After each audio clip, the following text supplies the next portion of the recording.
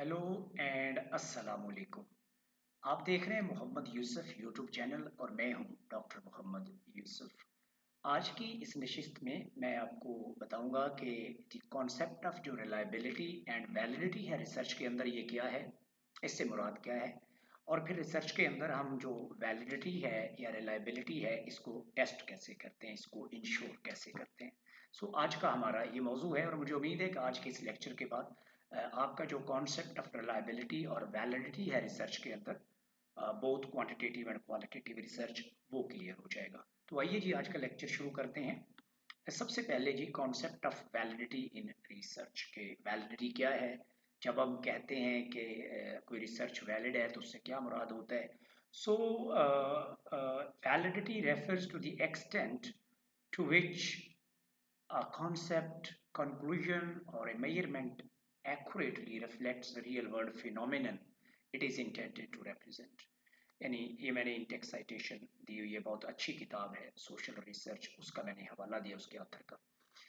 दूसरे लफ्ज़ों में अगर इसकी वजाहत करूँ तो वैलिडिटी से मुराद ये है कि कोई भी कॉन्सेप्ट, कंक्लूजन या मेजरमेंट जब किसी भी रियल वर्ल्ड फिनोमेना को जिसको वो मैयर करती है सही तरीके से रिप्रेजेंट करे तो हम कहते हैं कि ये चीज़ वैलिड है।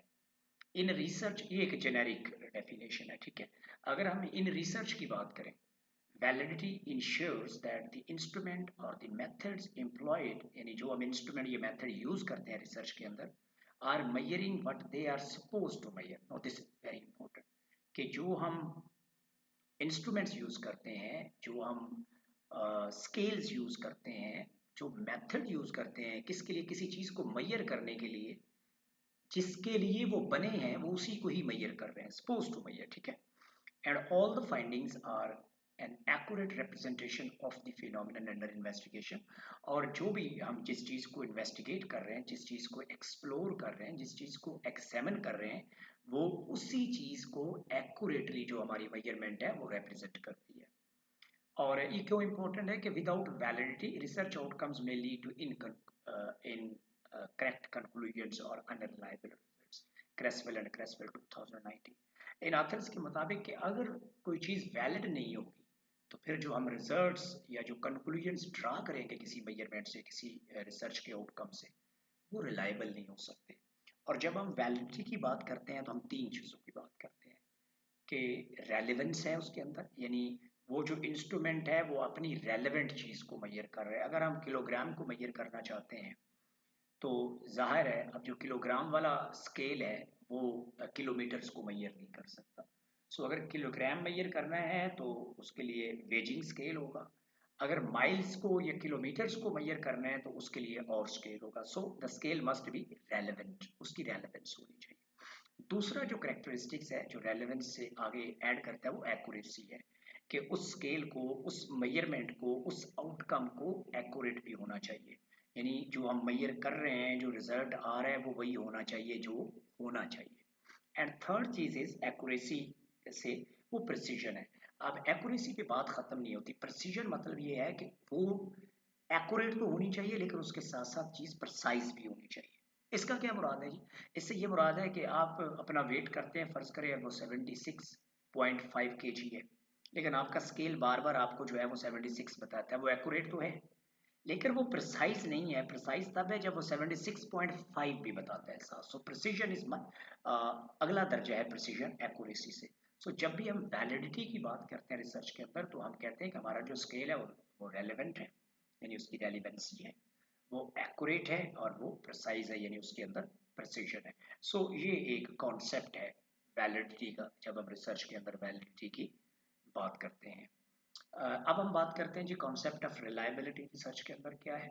Reliability is the extent to which an instrument, experiment और टेस्ट और एन मेजरिंग प्रोसीजर और एन इंस्ट्रूमेंट हम कह सकते हैं, shows the same results या consistent result on repeated trials. Now this is very very important कि आप एक चीज़ आज मेजर करते हैं, एक एक हफ्ते बाद करते हैं, फिर दो तीन हफ्तों के बाद करते हैं, अगर आपका स्केल सेम रिजल्ट्स देता है, सेम रिजल्ट्स शो हो रहे हैं, तो इसका मतलब ये है कि आपका जो स्केल है वो रिलायबल है, उसके अंदर रिलायबिलिटी है। दूसरे लफ्ज़ों में हम ये कह सकते हैं कि reliability is the name of consistency, कि आपका जो स्केल है over the period of time वो कंसिस्टेंट रहता है, उसके अंदर कंसिस्टेंसी रहती है, उसके अंदर चेंज नहीं आती, वो स्टेबल रहता है, ठीक है। तो वाई रिलायबिलिटी इज इंपॉर्टेंट? अब रिलायबिलिटी इंपॉर्टेंट क्यों है जी? Without the agreement of independent observers able to replicate research procedures or the ability to use research tools and procedures that produce consistent measurements or results, researcher would be unable to satisfactorily draw conclusions, formulate theories, make claims about the generalizability of their research. So अगर हम ये देखते हैं कि जो researchers हैं उनका किसी चीज़ पे एग्रीमेंट ही नहीं है, रिजल्ट कंसिस्टेंट ही नहीं है, रिपीटेड ट्रायल्स पे जब साइंटिस्ट कुछ चीज़ मैयर करते हैं, कभी रिजल्ट कुछ आ जाते हैं, फिर मैयर करते हैं रिजल्ट कुछ आ जाते हैं, फिर मैयर करते हैं रिजल्ट कुछ आ जाते हैं, तो इसका मतलब है कि फिर हम ना तो कंक्लूजन ड्रा कर सकते हैं सेटिस्फैक्ट्री तसल्ली बख्श, हम थेरीज भी नहीं बना सकते, हम नए क्लेम्स नहीं कर सकते, और हम रिजल्ट्स को जनरलाइज नहीं कर सकते, उनकी जनरलाइजेबिलिटी भी नहीं होगी। इसलिए the concept of reliability and validity are fundamental in research, कि जो रिलायबिलिटी है वो कंसिस्टेंसी का नाम है, वैलिडिटी इस चीज़ का नाम है कि आपका स्केल वही चीज़ मैयर करे जिसके लिए वो बना है। तो ये दोनों के अंदर जो है वो फ़र्क है। रिलायबिलिटी जो है वो ये है कि आपका स्केल कंसिस्टेंटली एक ही तरह के रिजल्ट्स जो है वो प्रोड्यूस करता है, जबकि वैलिडिटी ये है कि आपका स्केल वही चीज़ मैयर करता है जिसके लिए वो बना है। और ये अगर रिलायबिलिटी की बात करें तो क्या सवाल का जवाब ये देती है जी? डज द इंस्ट्रूमेंट और स्केल प्रोड्यूस कंसिस्टेंट रिजल्ट्स? जब ये सवाल पूछा जाए तो इसका मतलब है कि हम रिलायबिलिटी की बात कर रहे हैं, ठीक है। तो रिलायबिलिटी और जो वैलिडिटी है उसका जो बेसिक कॉन्सेप्ट है रिसर्च के अंदर, ये पहली दो स्लाइड्स के अंदर मैंने उस पर रोशनी डालने की कोशिश की है, उसको एक्सप्लेन करने की कोशिश की है। मेरे ख्याल में ये अब आपको अंडरस्टैंडेबल होगा। अब इस बहस को, इस डिबेट को थोड़ा सा आगे लेके चलते हैं। और हाउ वैलिडिटी इज टेस्टेड, हम ये देखते हैं कि रिसर्च के अंदर जो है वो हम वैलिडिटी को टेस्ट कैसे करते हैं, हाउ वी इंश्योर कि हमारे हम जो चीज़ मैयर कर रहे हैं वो वैलिड भी है या रिलायबल भी है। तो पहले वैलिडिटी की बात कर लेते हैं कि वैलिडिटी को हम कैसे इंश्योर करते हैं। सबसे पहले क्वांटिटेटिव रिसर्च की बात करते हैं जी। टेस्टिंग वैलिडिटी के, हम वैलिडिटी कैसे टेस्ट करते हैं। In quantitative research there are two ways of checking the validity of instrument, कि हम अगर ये कहना चाहें कि हमारा इंस्ट्रूमेंट जो है वो वैलिड है कि नहीं है, उसके दो तरीके हैं क्वांटिटेटिव रिसर्च के अंदर। एक जो है वो थ्योरेटिकल वैलिडेशन है जी, और दूसरा एम्पिरिकल वैलिडेशन है। ये दो तरीके हैं वैलिडिटी को इंश्योर करने के लिए, किसी भी स्केल की वैलिडिटी को चेक करने के लिए।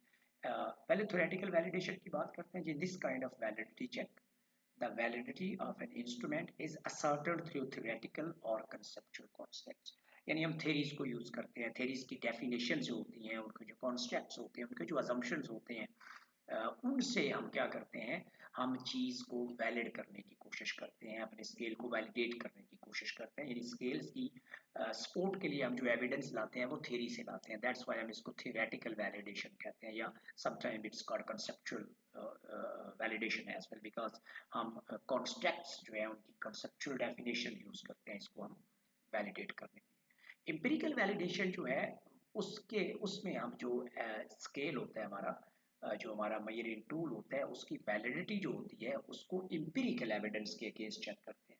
यानी हम ऑब्जर्वेबल जो एविडेंस है, जिसको हम एम्पिरिकल एविडेंस कहते हैं, वो लेके आते हैं और उससे हम इंश्योर करते हैं कि हमारा स्केल जो है वो वैलिड है या नहीं है। तो ये दो तरह की जो वैलिडेशन है क्वांटिटेटिव रिसर्च के अंदर वो हम करते हैं। अब इन दोनों की कुछ फर्दर काइंड्स हैं, अब हम थोड़ा सा उस पर बात कर लेते हैं। अब जो थ्योरेटिकल वैलिडेशन है इसको थोड़ा सा मैं एक्सप्लेन करता हूँ और फिर इसकी कुछ काइंड्स जो है उस पर रोशनी डालता हूँ। Theoretical or conceptual validation is used when the empirical confirmation of validity is difficult or impossible।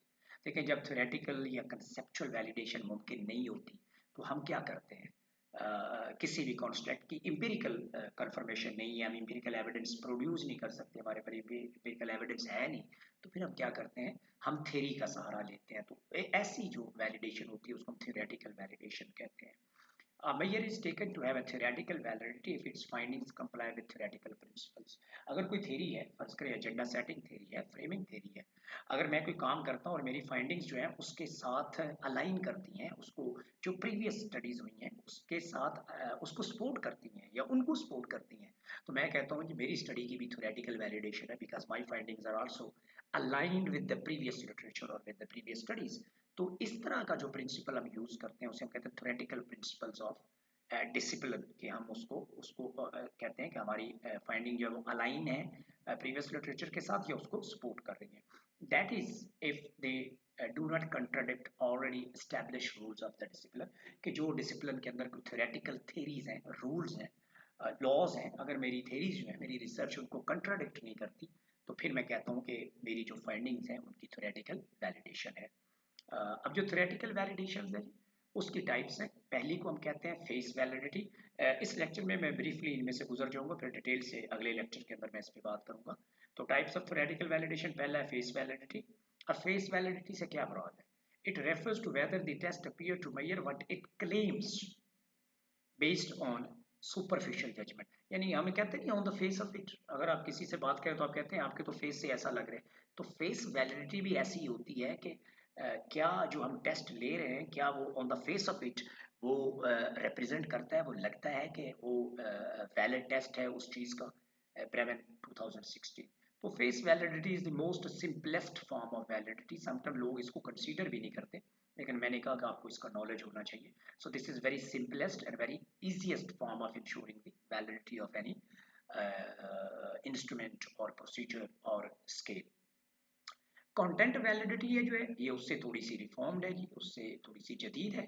It assesses whether a test or the measurement adequately cover the entirety of the concept being measured. That's very very important. Pollitt and Week 2017। अगर आप कुछ चीज़ major कर रहे हैं, फर्ज करें मैंने आपको रिसर्च का कोर्स पढ़ाया है, दैट्स वेरी इंपॉर्टेंट, और मैं जब पेपर बनाता हूँ तो अगर मैं पूरे टॉपिक्स कवर नहीं करता तो इसका मतलब है उस पेपर की कंटेंट वैलिडिटी नहीं है।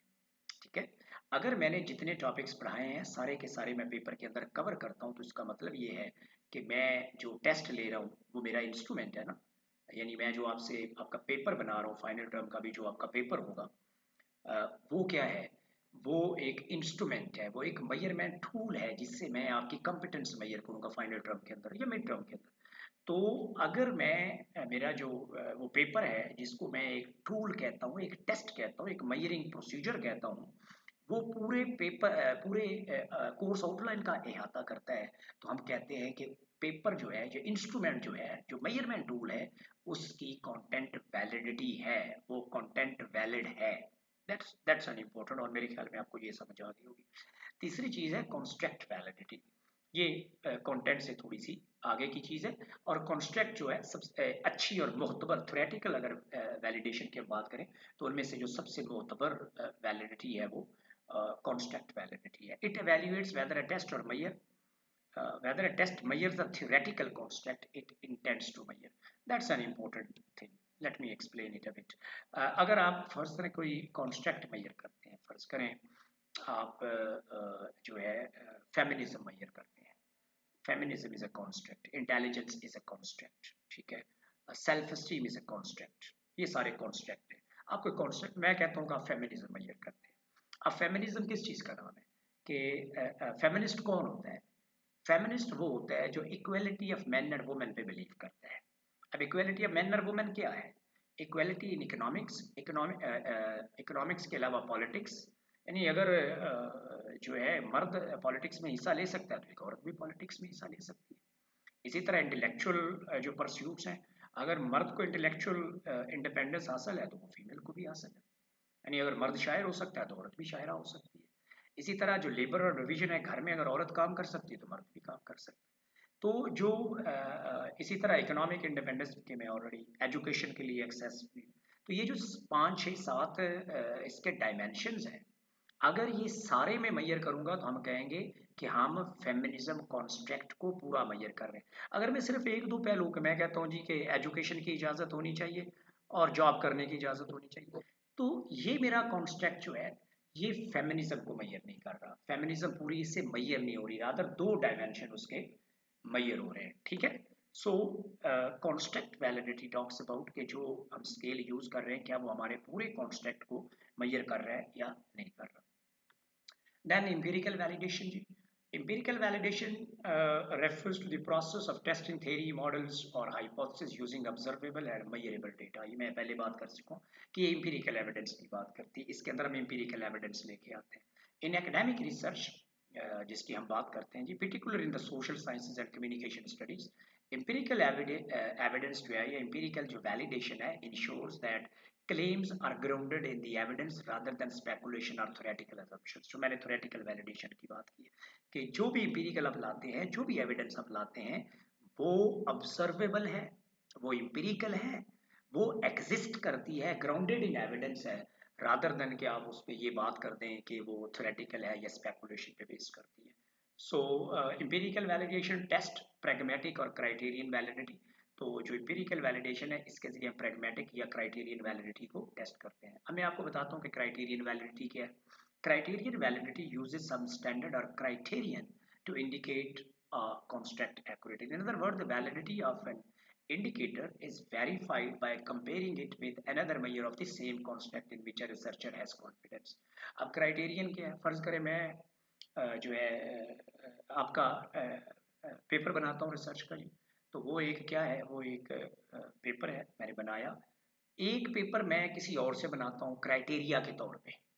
तो अगर मैं पूरे सिलेबस को कवर करता हूँ, यानी मेरे जो मैं पेपर बनाता हूँ उसकी फेस वैलिडिटी भी है, उसकी कंटेंट वैलिडिटी भी है, उसकी कॉन्स्ट्रक्ट वैलिडिटी भी है, तो इसका मतलब है एक बंदा और भी पेपर बनाए और उसमें भी ये तीनों चीज़ें इंश्योर हों, तो दोनों पेपर में आपके नंबर एक जैसे ऑलमोस्ट आने चाहिए।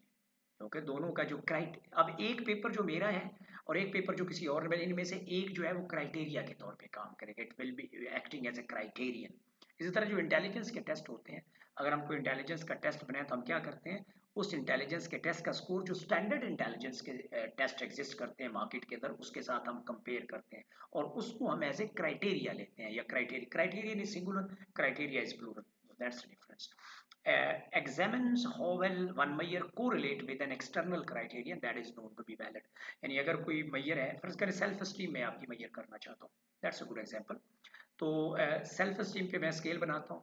हालांकि सेल्फ स्टीम पे जो रोजनबर्ग है 1956 का, रोजनबर्ग का बहुत अच्छा स्केल है जिससे सेल्फ स्टीम मेजर करते हैं। तो मैं अगर चाहता हूँ कि मैं अपना स्केल बनाना चाहता हूँ और आपकी सेल्फ स्टीम मेजर करना चाहता हूँ, तो जो मेरा स्कोर आएगा मेरे स्केल पे, मैं उसको क्या करूंगा, मैं रोजनबर्ग के स्केल के साथ कोरिलेट करूंगा। The higher the correlation, the higher the criterion validity, that is the beauty. यानी जितना मेरा जो स्केल है उसका जो स्कोर है वो एक्सटर्नल क्राइटेरिया जो स्टैंडर्ड है, वैलिड है, पहले से एग्जिस्ट करता है, उसके साथ मैच करेगी, उतनी ही मेरी मैयर जो है उसकी क्राइटेरियन वैलिडिटी ज़्यादा होगी। अब क्राइटेरियन वैलिडिटी जो है इसको हम दो हिस्सों में डिवाइड करते हैं, एक को कंकरेंट वैलिडिटी कहते हैं, एक को प्रेडिक्टिव वैलिडिटी कहते हैं। अब जो कंकरेंट वैलिडिटी है वो भी किसी भी चीज़ की मौजूदा परफॉर्मेंस चेक करने के लिए यूज़ होती है। ठीक है, अगर मैं आपकी मौजूदा परफॉर्मेंस चेक करना चाहता हूँ, टेस्ट लेता हूँ, तो that is called concurrent validity. अगर मैं कोई टेस्ट लेके ये प्रेडिक्ट करना चाहता हूँ का फ्यूचर में फर्ज करें आप हमारे पास एमफिल में दाखिला लेने आते हैं, तो हम क्या करते हैं, आपसे एमफिल का टेस्ट लेते हैं। टेस्ट में जिसका स्कोर अच्छा आता है हम क्या प्रेडिक्ट करते हैं, हम कहते हैं कि ये एमफिल के अंदर स्टूडेंट अच्छा परफॉर्म करेगा।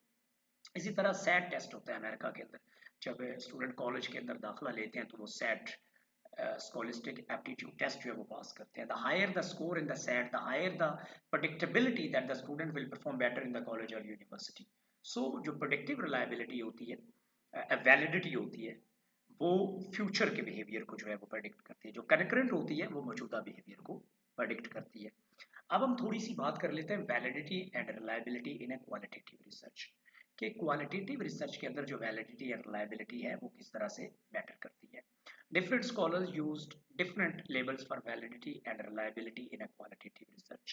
In qualitative research, the traditional concepts of validity and reliability are labeled through alternative criteria as proposed by Guba 1985 and Guba and colleague in 1994, यानी 1985 and 1994। अब जो हम कहते हैं credibility, जो हम जिसको कहते हैं, the alternative for internal validity जो होती है, उसका जो अल्टरनेटिव क्वालिटेटिव रिसर्च में हम यूज करते हैं उसको हम क्रेडिबिलिटी कहते हैं। It means the confidence in the truth of the results, के जो हमारे रिजल्ट्स आए हैं उनकी वो क्रेडिबल हमें लगते हैं, उनकी सच्चाई के अंदर हमारा जो है वो कॉन्फिडेंस है। तो अब देखें जो क्वांटिटेटिव रिसर्च है वहाँ हम इंटरनल वैलिडिटी की बात करते हैं कि जो रिजल्ट्स आ रहे हैं वो because of the relationship of independent variable and dependent variable की वजह से आ रहे हैं, किसी और वजह से नहीं आ रहे हैं। जबकि अगर हम क्वालिटेटिव रिसर्च की बात करें तो वहाँ पे हम इंटरनल वैलिडिटी का जो अल्टरनेटिव यूज़ करते हैं वो क्रेडिबिलिटी यूज़ करते हैं कि हमारे जो रिजल्ट हैं वो क्रेडिबल हैं, वो ट्रू हैं और उसके अंदर उनकी क्रेडिबिलिटी के अंदर हमें जो है वो जो ट्रस्ट है, हमारा कॉन्फिडेंस है। इसी तरह जो एक्सटर्नल वैलिडिटी है कि अगर हम किसी सैंपल को स्टडी करते हैं क्वांटिटेटिव रिसर्च के अंदर, तो हम फाइंडिंग्स को सैंपल से पॉपुलेशन पे जनरलाइज कर सकते हैं, वही कॉल्ड इट है एक्सटर्नल वैलिडिटी। जबकि क्वालिटेटिव रिसर्च के अंदर हम एक्सटर्नल वैलिडिटी का जो मुतबादल यूज करते हैं उसे हम ट्रांसफरेबिलिटी कहते हैं। यानी हमारे जो रिजल्ट्स हैं वो एक कॉन्टेक्स्ट से दूसरे कॉन्टेक्स्ट में एप्लीकेबल है, क्योंकि क्वालिटेटिव रिसर्च जो है वो कंटेक्चुअल होती है, क्वालिटेटिव रिसर्च जो है वो जनरलाइजेबल होती है। क्वालिटेटिव रिसर्च के अंदर जनरलाइजेबिलिटी ज़्यादा नहीं होती, क्योंकि वो कॉन्टेक्स्ट टू कॉन्टेक्स्ट जो है चलती है और हर कॉन्टेक्स्ट का जो कॉन्टेक्स्ट है वो डिफरेंट होता है, ठीक है। तो it indicate the extent to which the transfer of findings to other context is possible. देखिए ये यहाँ कॉन्टेक्स्ट की बात हो रही है कि एक कॉन्टेक्स्ट से दूसरे कॉन्टेक्स्ट तक कितनी फाइंडिंग जो है वो ट्रांसफरेबल है, उनकी ट्रांसफरेबिलिटी जितनी ज़्यादा होगी उतनी वो फाइंडिंग जो है उनको हम बेहतर समझेंगे। अब जो रिलायबिलिटी अभी हमने पढ़ा है जी, रिलायबिलिटी का जो अल्टरनेटिव हम यूज करते हैं क्वालिटेटिव रिसर्च के अंदर वो डिपेंडेबिलिटी है। ठीक हो गया। It refers to the stability and the consistency of the research process के जो आपका रिसर्च प्रोसेस है उसकी जो फाइंडिंग्स हैं वो over the period of time एक तो कंसिस्टेंट रहती हैं, दूसरी स्टेबल रहती है, तो इसको हम डिपेंडेबिलिटी कहते हैं कि हम जो डिफरेंट कॉन्टेक्स्ट के अंदर से क्वालिटेटिव रिसर्च के अंदर फाइंडिंग्स आती हैं उन पे हम डिपेंड कर सकते हैं, उन पे हम एतमाद कर सकते हैं। चौथा क्राइटेरिया जो है जी, जो ऑब्जेक्टिविटी अब यूज करते हैं क्वांटिटेटिव रिसर्च के अंदर, इसके लिए जो क्राइटेरिया यूज होता है वो कंफर्मेबिलिटी यूज होता है कि the alternative use for objectivity is confirmability. It shows the mark to which the results can be moulded by testifier and the research prejudice, कि हम ये कंफर्म कर सकते हैं कि जो रिजल्ट्स आए हैं उसको टेस्टिफाई कर सकते हैं, डिफरेंट कॉन्टेक्स्ट के अंदर टेस्टिफाई कर सकते हैं, और उन रिजल्ट के अंदर जो रिसर्च का प्रेजुडिस है वो नहीं है, रिसर्चर का जो बाइस्ड है वो नहीं है।